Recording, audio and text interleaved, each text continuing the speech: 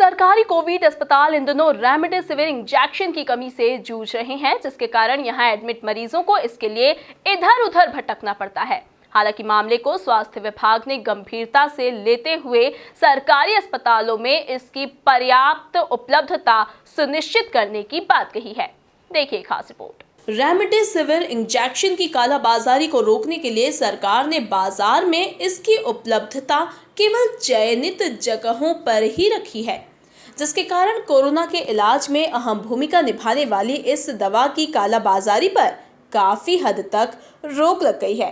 हालांकि सरकार के इस फैसले से अब सरकारी कोविड अस्पतालों में इस दवा की कमी उत्पन्न हो गई है, जिसके कारण यहां एडमिट मरीजों को काफी दिक्कतों का सामना करना पड़ रहा है।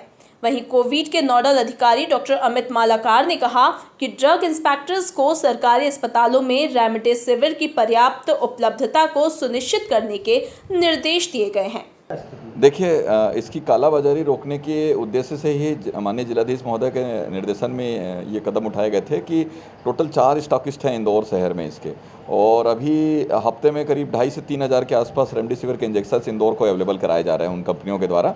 और कंपनियों के स्टॉकिस्ट को ताकीद किया गया है, बल्कि स्ट्रिक्टली उनको मॉनिटर भी किया जा रहा है हमारे ड्रग इंस्पेक्टर्स के द्वारा। उनके द्वारा बड़े जो हॉस्पिटल्स हैं, उन हॉस्पिटल्स के अलावा जितने भी हॉस्पिटल जो कोविड को सर्व करते हैं, उन हॉस्पिटल्स में रेमडेसिविर इंजेक्शन के डोजेस वहाँ उपलब्ध कराए जा रहे हैं। इसके अलावा जो जैसा आप बता रहे हैं सरकारी अस्पतालों में ये समस्या आई नहीं, तो उसको लेकर के कल मीटिंग करी गई थी इन स्टेट स्टॉकिस्ट के साथ में, और हमारे जो ड्रग इंस्पेक्टर्स हैं वो इस मीटिंग को ऑर्गेनाइज़ किए थे, और उनके द्वारा एक प्लानिंग वापस से की गई है, जिसमें जिन भी मरीजों को ज़रूरत है रेमडेसिविर इंजेक्शन की, तो वो चाहें तो अन्य हॉस्पिटल्स में जाकर के भी उनको वो मेडिसिन अवेलेबल कराई जाएगी।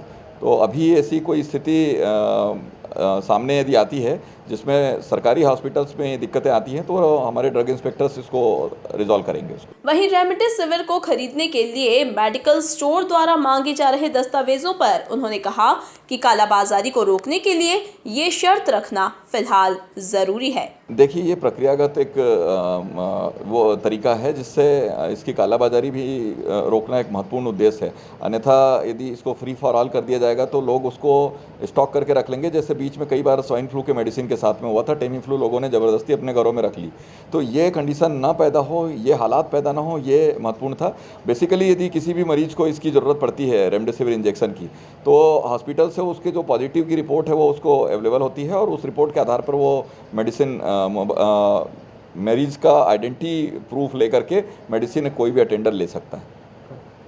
बता दें कि सप्लाई में कमी आने के चलते रेमडेसिविर की ब्लैक मार्केटिंग शुरू हो गई थी, और तय कीमत से 6 से 10 गुना ज्यादा दाम पर लोग इसे बेच रहे थे, जिसके बाद प्रशासन ने इसकी उपलब्धता केवल चयनित जगहों पर ही सीमित कर दी।